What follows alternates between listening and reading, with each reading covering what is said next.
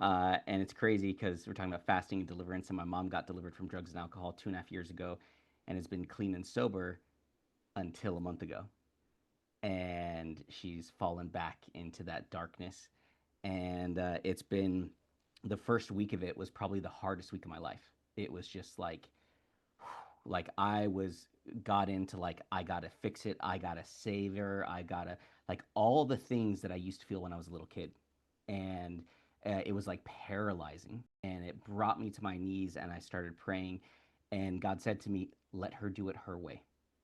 Like let her do it her way. She wants to do it her way, and I've realized in addiction there's a spirit of pride. Like they actually believe they got it figured out and they know what's best for them and all that stuff. And I was just like this. He just showed me this paralyzing anxiety and fear that I would have when I was a little kid when she would go off and do that stuff. And then he brought me to Matthew 10:29, which says, "Are not two sparrows sold for a cent, and yet not one of them will fall to the ground apart from your Father?" And so I was like, okay. And I look up that word apart, and in Greek it means without the knowledge or permission of.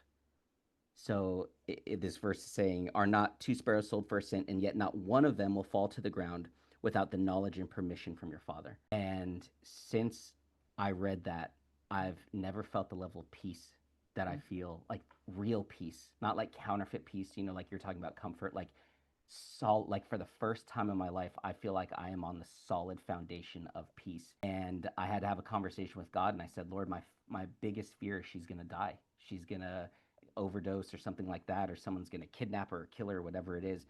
And it was like, but if this word is true, which it is, and that not a single bird can even fall from the sky without you saying, "I know about it and I approve it," then nothing can happen to my mom without you knowing about it and allowing it, because you're God, you're sovereign, you're all powerful. And since then, I've just been walking through this with the deepest level of peace that I've ever felt in my entire life. And there are moments where I go back to the anxiety or I want to control, and I just go back to this verse, and God just keeps reminding me